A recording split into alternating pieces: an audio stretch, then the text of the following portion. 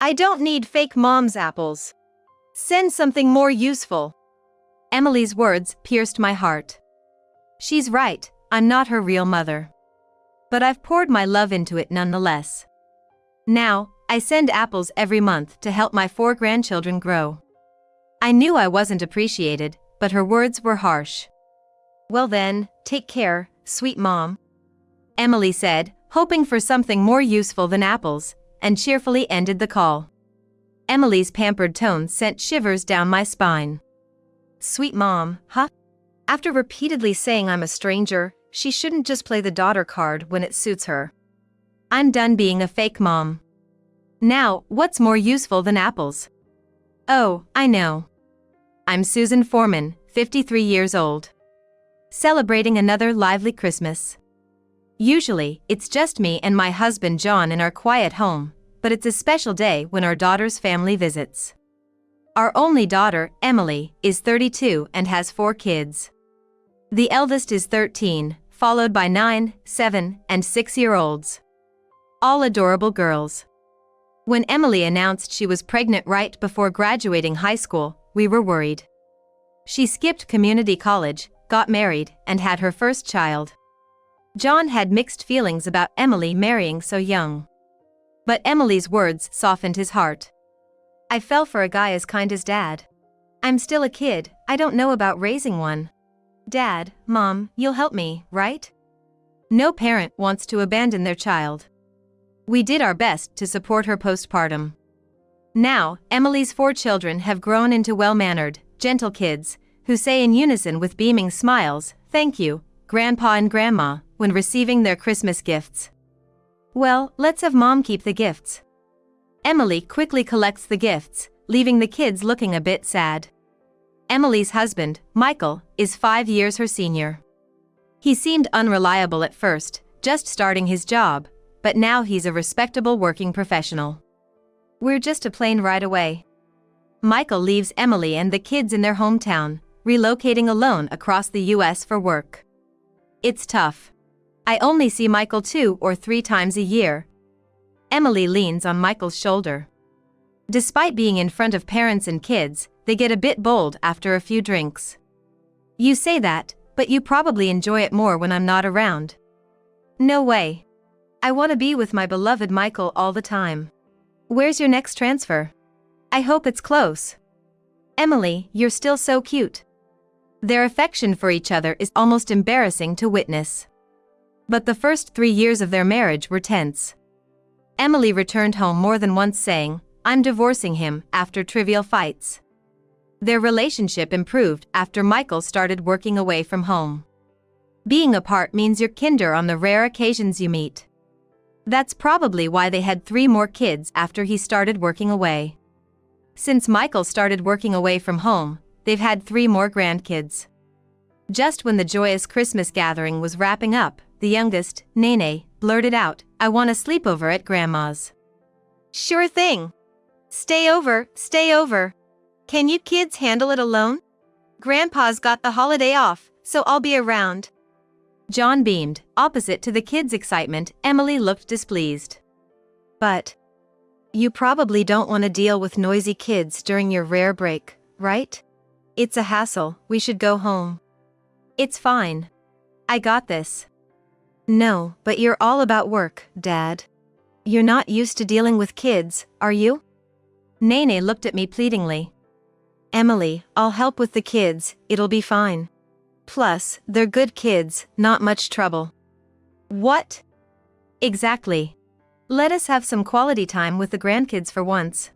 We hardly see them. Emily, you need a break from the kids and work more than anyone. Why don't you and Michael enjoy some alone time? Ah, thanks. Emily finally agreed, but her eyes weren't smiling. It's been a while since we had a sleepover. Emily's place is just a 10-minute walk from ours, but I haven't been there in almost 10 years. She doesn't visit with the kids either, too busy with work.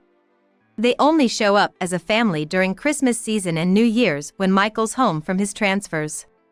I excitedly headed to prepare the beds, and Emily followed me. Don't overdo it. She warned me suddenly from behind. Don't ask the kids things like what does mom do at work, or what do you usually eat? I don't want strangers prying into my family life. Seems like she's aware it'd be awkward if I heard about their home situation. I just nodded. Then Emily extended her right hand. A handshake? What's this about? As I puzzled over it, Emily smirked. It's a rental fee for the kids. $200's fine. What? They're not objects. Then I'll take them back. Tell them Grandma doesn't want them to sleep over. That she finds taking care of them a hassle. That they're a nuisance. Is that what I should say? Please, don't. The kids would be sad. They'd start disliking Grandma. Dad might think you're terrible too. Intimidated, I saw Emily extend her hand again. I reluctantly pulled out a $200 bill from an envelope in my dresser. What? That's not enough. Emily snatched the envelope from my hand after taking the $200. It's $200 per kid. So, I'll take $800. Lucky me for having so many adorable kids. I can't just lend them out cheaply to strangers. Her emphasis on strangers cut deep. Emily and I were strangers. I met John at work. He was an enigma, competent yet never joining important projects, always leaving on time. Later, I found out he was a single father. His frequent absences made sense then. His first wife passed away, leaving him to raise Emily, then in elementary school, alone. I was drawn to John's serious and kind nature, and I made the first move to start a relationship with him. However, he initially refused to marry me, considering his daughter's sensitive age. It was just like John to be so conscientious. But as our relationship progressed, Emily herself encouraged us towards marriage, saying, "I want you to be my mom." You know, I was always envious of my friends who had moms. I'm so happy to have a mom too. My mom. My own special mom. I love you. Emily, who was 9 years old at the time, became very attached to me. She was naturally affectionate. She wasn't the type to bottle up her feelings, so I believed we could get along well, almost like a real mother and daughter. But once we started living together, I realized she wasn't as patient as I had thought. Mom, your homemade hamburgers taste awful. I can't eat this. Let's go to a diner. Was this already the rebellious phase at 9 years old? Her harsh words surprised me. Since Emily had become so attached to me, I quit my job to become a full-time homemaker, leaving John relieved to focus on his work. But when it was just Emily and me, she transformed from a sweet young girl to a person with a tough character. Since there was no blood relation, it seemed wrong to hold back, so I calmly asked her. Did it taste bad? What didn't you like about the hamburger? A hamburger with just ketchup on it? That's unimaginable. Oh, did you take shortcuts because I'm just a kid? It should be like a restaurant, with demi-glace sauce. This kid's trick hamburger, it's okay to throw it away, right? No. Don't waste food. Besides, I worked hard to make something Emily would enjoy. Emily sneered at my desperate attempt to be a mother. If I worked hard to make mud pies, would you eat them? That's hilarious. Emily, what are you saying? Then, let's go to a diner, Mom. Emily was scary. In the end, she would always cling to me affectionately, and I would shiver. This went on for about 20 years. She only showed her true nature in front of me. Other than that, Emily was always a good girl. For John, she has always been his precious daughter, unchanged in the past and now. I thought it was just because we had just become a family, or it was her rebellious phase, or her adolescence. I had believed that Emily's attitude would soften over time, but that day never came. I, too, had thought about having a child with John. However, I couldn't help but feel that bringing another sibling into this situation wouldn't be a positive thing for Emily. I convinced myself that Emily alone was enough for me, hiding my desire for more children from John. And now, I find myself unable to speak to John about Emily's true nature.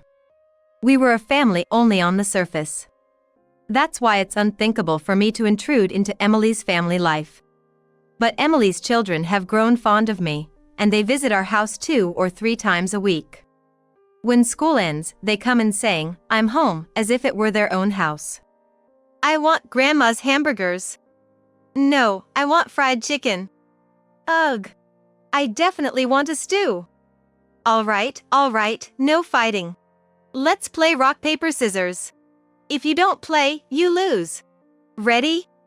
The 4 children would have their cute quarrels. The eldest, Mimi, would organize the younger ones. They're usually quiet and understanding. But that's just a facade. In front of their parents or strangers, they're very well behaved. But with me, they show all their emotions, both happy and angry. When one of the kids who lost at rock, paper, scissors started to cry, I said, "All right, just this once, I'll make whatever everyone wants." The children jumped for joy, saying, "Grandma always says just this once, doesn't she?" I'd do anything special for my adorable grandchildren. Grandma's cooking is the best. "Hey, Grandma. Mimi's hamburgers are delicious too." Nene complimented naturally. The youngest at 6 years old, she seemed aware of her surroundings. It's good, but also sad. They're in an environment where they have to be good kids. "Really? Mimi, you're a great cook." "Hee, I have to be the mom sometimes," Mimi said shyly. The middle schooler apparently often cooks meals. As for their mother, Emily. "She's not here, Mom's away again today," Nene said while eating. Every month, I prepare a package of apples, ready-to-eat meals, and snacks for Emily's family. They live within walking distance, so I'd prefer to deliver it myself. But Emily seems to not want to see me, and just my presence near her house annoys her. So, I have to resort to delivery services. Emily has coldly told me several times, "Don't bother trying to impress me with your gifts. I have no intention of letting you see the grandchildren. It's not about expecting something in return, I genuinely want to help the kids. I just want them to have enough food to eat." Emily finds it annoying, but she accepts it since it's free. One day, Emily called unexpectedly. "The apples arrived this month." She's never once called to thank me. I couldn't help but be wary. The contents are pretty lame, you know. The kids aren't happy with cheap supermarket snacks. Wouldn't they prefer sweets from the department store basement? Or is that beyond an old person's understanding? Just as I thought, it wasn't a pleasant call. Emily probably wanted the department store sweets for herself. I thought the kids would like chocolate and snack cakes. Of course, meals are important too. Huh? What are you talking about, knowing everything? I could hear Emily's mocking laughter. An old lady trying so hard to appeal, it's kind of pitiful. You think you can win over kids with just apples? Do you actually think you're their grandmother? I can only imagine the twisted smile on Emily's face on the other end of the phone. Even though I don't want to imagine it, her face appears vividly in my mind. Don't get it twisted, you're not their grandmother. After all, I'm not your daughter. We're strangers. Don't make me laugh with your pretend grandma act. And with those words, Emily made herself clear. I don't need fake mom's apples. Send something more useful. I fell silent for a moment. Then Emily's tone changed, and she suddenly started expressing concern for my health. Look, you're getting older, right, Mom? It feels wrong to have you carry big, heavy packages. If you fell and got hurt, it would be terrible. So, from now on, just send small, light envelopes. That'll be easier for you, right? Her words sounded insincere. Thinking about something more useful than apples, one answer came to my mind. Oh, I see what you mean now. Once I caught on, Emily cheerfully ended the call with, "Thanks, kind Mom." Emily's spoiled voice made my skin crawl. Kind Mom, huh? After repeatedly saying we're strangers, I wish she wouldn't play the daughter card only when it suits her. I can't do this fake mother act anymore. I made up my mind. And the next day, the kids rushed into my house. Grandma, help! Mom and Dad are fighting! I was glad I had told them to come to my house in case of any trouble, to not involve them in adult disputes. I left Mimi in charge of the younger ones and hurried to Emily's house alone. It was a fairly new apartment, but I could hear a man and woman arguing loudly from outside. Hesitating for a moment, I then burst through the entrance door. Hey! There was no barrier between the entrance and the room. Emily, seeing me, approached with anger in her eyes. Don't meddle in things. Meddle? I just did what you told me to. What? You said it yourself. Send something more useful than apples. Something more useful than apples. That was what I sent to Michael. He must have seen it and rushed back home by plane. So while I'm away, Emily's been having affairs. What I sent was evidence of Emily's infidelity. Michael threw photos of Emily with another man onto the floor. In the photos, Emily leaned on the man, smiling in a way no mother would. No wonder you didn't want to join me. You've been enjoying your time with other men. Wait, it's not what it looks like. I only love Michael. I don't know anything about these photos. Are they fake? Photoshopped? Michael upended the envelope he was holding, scattering more photos. The floor was covered with pictures of Emily and the man. In cafes, tourist spots, and a hotel room. Their joyful faces were everywhere. Some even intimately close. Could so many photos be faked? Emily froze in shock, then began frantically gathering the photos. Why? Why do these exist?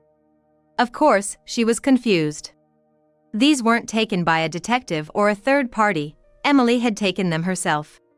Such private photos aren't usually seen by others. I don't understand. Confused, Emily collected the photos, her face twitching. She then turned her anger towards me. These are from my phone. Did you sneak into my house and look through it? What, did you sneak in at night and mess with my phone? That's creepy.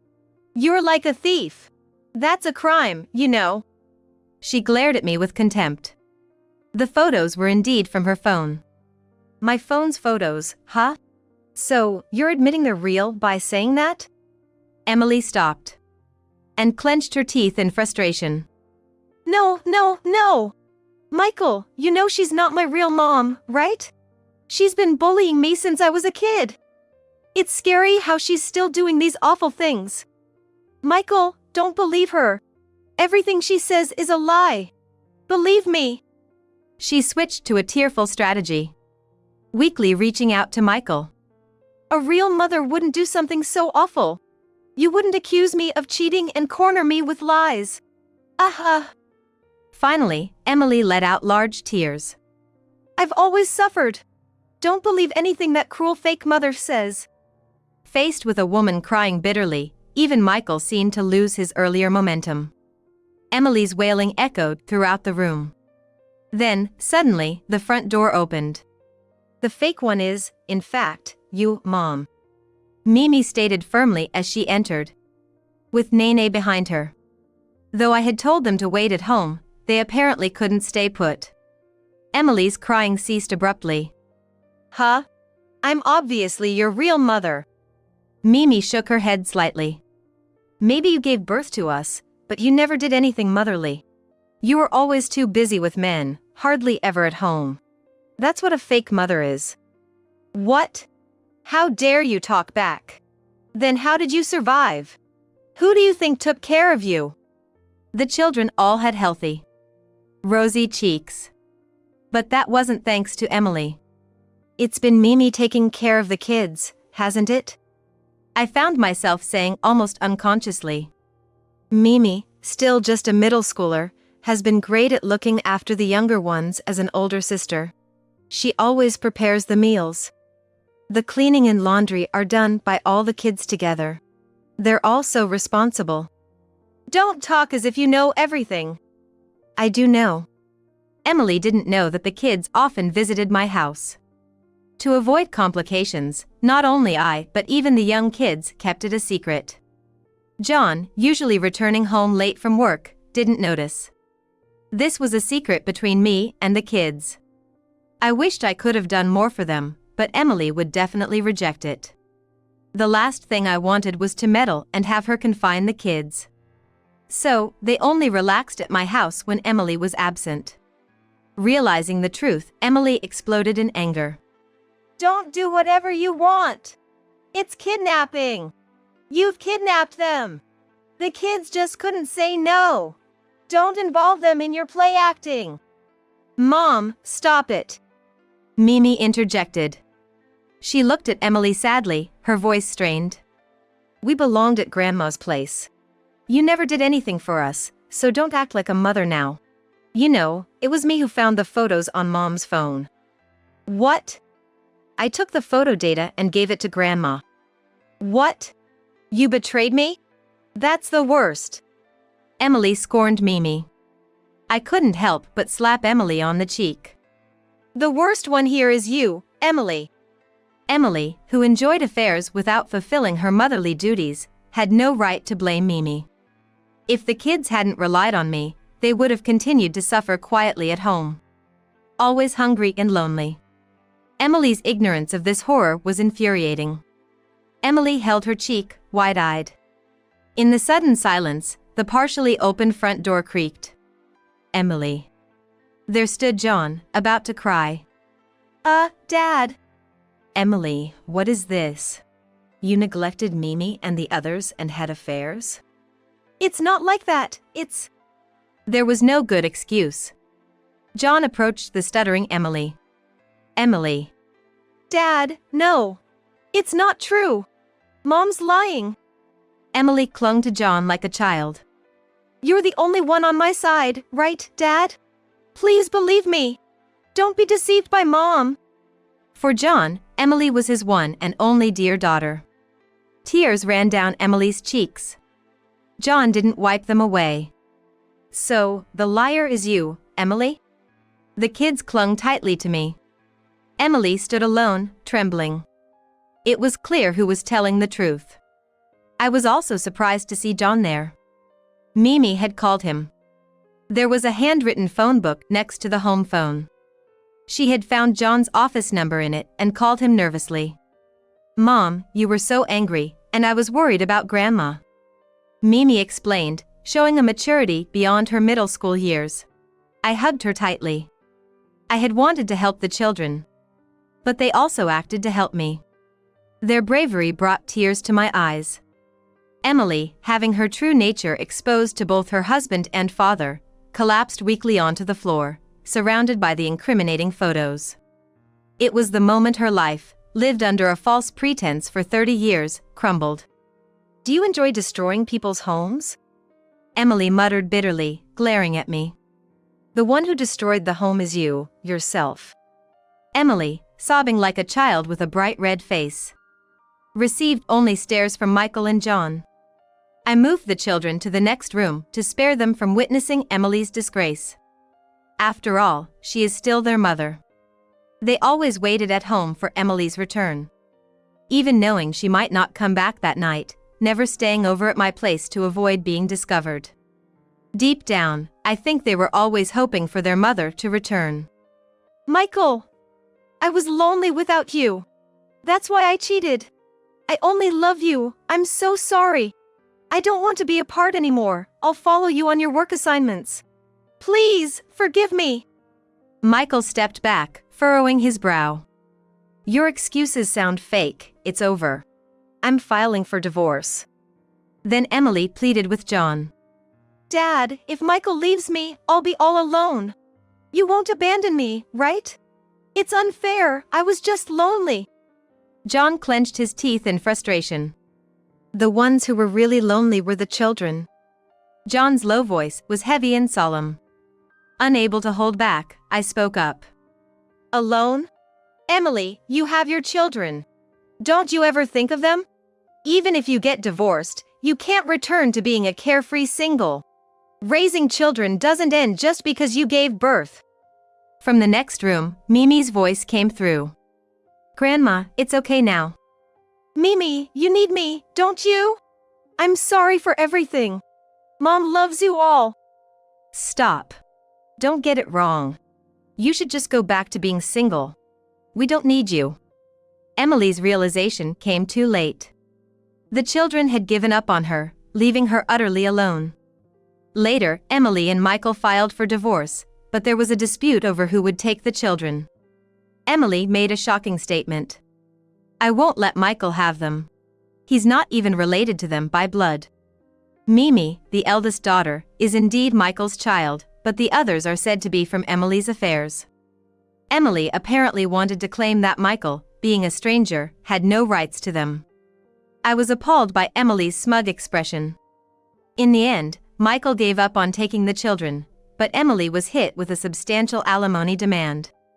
How am I supposed to pay this huge sum? Paying a large amount of alimony while supporting 4 children was impossible for Emily. Therefore, John and I ended up taking the children in. Please take good care of the children. Don't worry, leave it to us. Emily won't step foot in our house. Michael, you're welcome to visit the kids anytime. Thank you. It wasn't that he abandoned the children because they weren't his blood. Realistically, as someone frequently transferred for work, it was difficult for him to raise the kids alone, and leaving them with Emily was not an option. Thus, he orchestrated for us to take care of them. Emily was overwhelmed with her alimony payments and her own survival. Occasionally, she called wanting to see the kids, but they always immediately refused. Mom, do something about it. There's nothing I can do. It's the children's choice not to see you. But, Emily hesitated and mumbled, her words unclear. I waited for her next words, and then she asked, "Can't you do something about the money?" I was braced for a plea to let her see the children at all costs, so when it didn't come, I felt the tension drain from my body. Money? Yes, Mom. You said over the phone that you'd send money. It's terrible that you set me up like this. I never said I'd send money. That must have been about sending something useful. Emily, always thinking the world revolved around her, had just assumed as per her convenience. I did send something useful, didn't I? Huh? Something useful for my dear grandchildren. I realized that they don't need a presence that causes them suffering, even if it's their own mother. You're the worst. I'm still your daughter. You've destroyed my family, the worst kind of mother. Give me back my children. Emily still hadn't learned her lesson. From the other end of the phone, I could hear her hiccuping sobs. I'll say it again. The one who destroyed the home and abandoned the children first was you, Emily. She seemed lonely and desperate, clinging to the children now. She probably thought reconciling with them would also mend things with the kind-hearted John. Apparently, Emily was also deserted by her affair partner. After Michael claimed alimony from the affair partner, their relationship soured. It proved to be a trivial relationship that ended over such matters, despite being long-term. Moreover, Emily had become a guarantor for her lover's debts and was now being harassed by frightening people for repayment. Following a fight over the alimony, Emily's affair partner quickly disappeared, leaving everything on Emily's shoulders. Before this, she might have thought of getting money from me to help her beloved partner. What awaited her after this fun-filled love affair was nothing but ruin. When Michael was supporting her, Emily occasionally worked whimsical part-time jobs once or twice a month. But now, even working from morning till night and even overnight, her salary vanished in a flash due to alimony and debt payments. Tired from the divorce turmoil and debt repayment, Emily, who once looked relatively youthful, has aged significantly. With her current appearance, finding a new boyfriend also seems unlikely. There's no bright future for Emily. Meanwhile, I'm living vibrant days. No, I want to eat hamburgers. The well-behaved children have become quite spoiled. Nene is like a textbook example of a tantrum. Now, Nene. We had hamburgers yesterday, remember? But they're so delicious when Grandma makes them. It's not fair, Nene always gets her way. Next time, I want to pick. Nene's so loud. Let's go to the restaurant then. They're noisy, presumptuous, and cry easily. Every day is a headache. But I'm relieved they've become children-like. At home, they should be able to express their desires to their heart's content. But that doesn't mean all their whims will be indulged. We're not going to a restaurant on a non-Sunday. Tonight, it's stir-fried vegetables. A chorus of boos erupted. Oh, how I wanted to cover my ears. By the way, dessert is a roll cake. Suddenly, the kids jumped for joy, nearly making the floor cave in. These troublesome kids are so dear to me.